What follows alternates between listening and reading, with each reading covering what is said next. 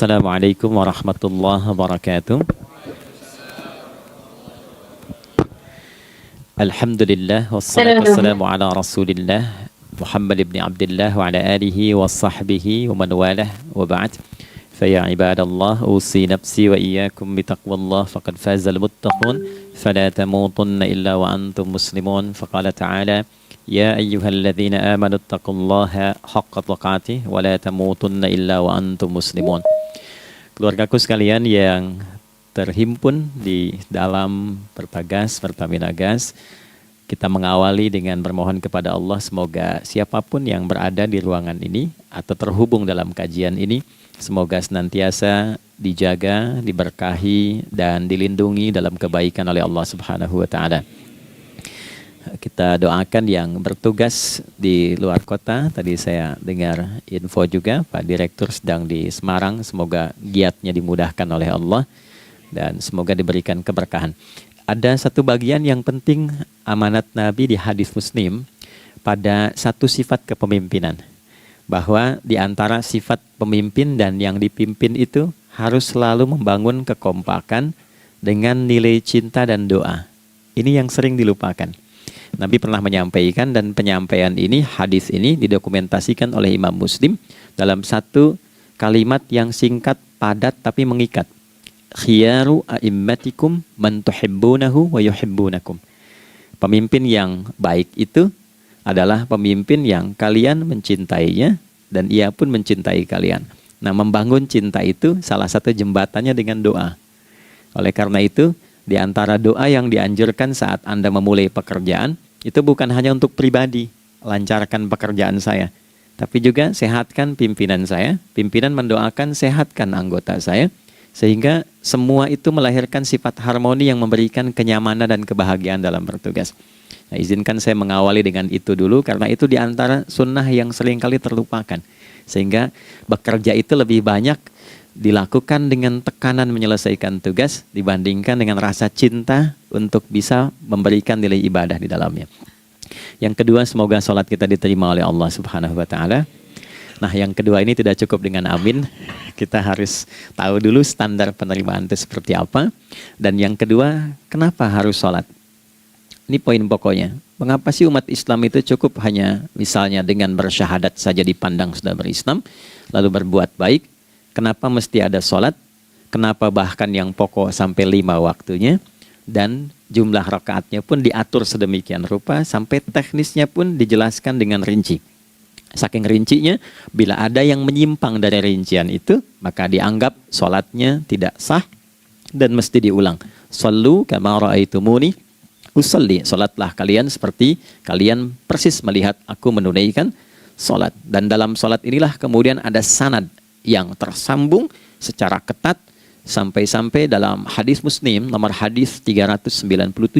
Demikian di Al-Bukhari juga diabadikan di nomor hadis 757 oleh sahabat Abu Hurairah. Sanadnya tersambung kepada Khalad bin Rafi Az-Zuraiqi, seorang yang sholat di samping Nabi tapi bermasalah sholatnya.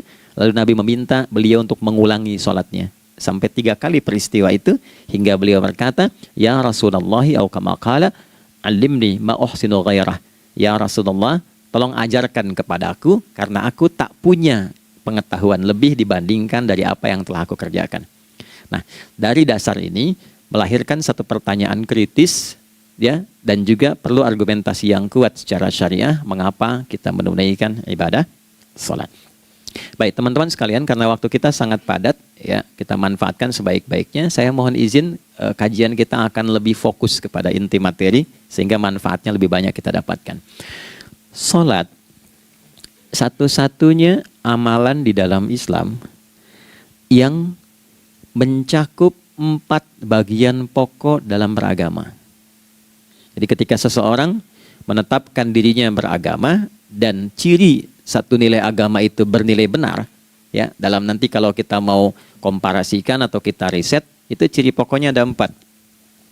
Satu, ada aspek namanya aspek keyakinan, ya, tauhid atau akidah. Nggak mungkin kan beragama kalau nggak yakin, ya, karena itu pasal 29 ayat kedua itu mengandung nilai keyakinan. Negara menjamin kemerdekaan tiap-tiap penduduk untuk memeluk agamanya masing-masing dan beribadah menurut agama dan kepercayaannya. Assalamualaikum warahmatullahi wabarakatuh. Selamat pagi Bapak Ibu dosen dan teman-teman semua. Perkenalkan, nama saya Mastia dengan NIM 64251415 dari program studi manajemen kelas 642I07 Universitas Bina Sarana Informatika. Pada video kali ini saya ingin mempresentasikan hasil tugas mandiri 3 mata kuliah Bahasa Indonesia, yaitu mengenai analisis bahasa pada pidato tokoh nasional. Tokoh yang saya pilih adalah Ustadz Adi Hidayat. Dengan judul ceramah, "Perbaiki sholatmu, maka Allah akan memperbaiki urusanmu." Video ceramah yang saya analisis berdurasi 50 menit dan saya akan menjelaskan hasil analisis bahasa yang saya lakukan berdasarkan kaidah bahasa Indonesia. Sebelum masuk ke pembahasan, saya ingin menjelaskan sedikit mengenai alasan saya memilih Ustadz Adi Hidayat sebagai objek analisis. Beliau merupakan salah satu tokoh agama nasional yang dikenal memiliki kemampuan berbicaranya dengan sangat baik. Penyampaian materinya runtut, mudah dipahami, serta sering menggabungkan dalil agama dengan dalil ilmu pengetahuan sehingga menarik untuk dianalisis dari sisi kebahasaannya. Dalam tugas ini saya menganalisis beberapa aspek, yaitu yang pertama pemilihan kata atau diksi, yang kedua penggunaan istilah asing atau istilah kode, yang ketiga struktur kalimat, yang keempat keformalan bahasa, dan yang kelima serta kesesuaian dengan kaidah bahasa Indonesia. Berdasarkan hasil analisis saya, Ustadz Adi Hidayat menggunakan pilihan kata yang sangat tepat sesuai dengan tema ceramahnya. Misalkan pada kalimat, iman itu nanti juga dipaku dalam setiap nilai kebangsaan. Kata dipaku bukan digunakan dalam arti sebenarnya, melainkan sebagai bentuk metafora. Maksudnya adalah keimanan harus ditanamkan dengan kuat dalam kehidupan masyarakat. Menurut saya, penggunaan kata tersebut cukup efektif karena membantu pendengar lebih mudah memahami maksud yang ingin disampaikan. Contoh lainnya ketika beliau mengatakan, "Kita mengawali dengan memohon kepada Allah semoga siapapun yang berada di ruangan ini." Pada kalimat terdapat kata siapapun. Jika mengacu pada kaidah bahasa Indonesia yang baku, penulisan seharusnya dipisah menjadi siapapun.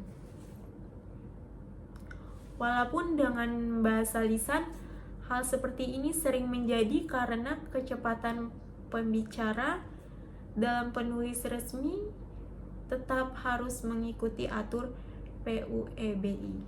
Contoh berikutnya yaitu jangan sampai kekurangan pengetahuan, menghukumi yang tahu jadi salah.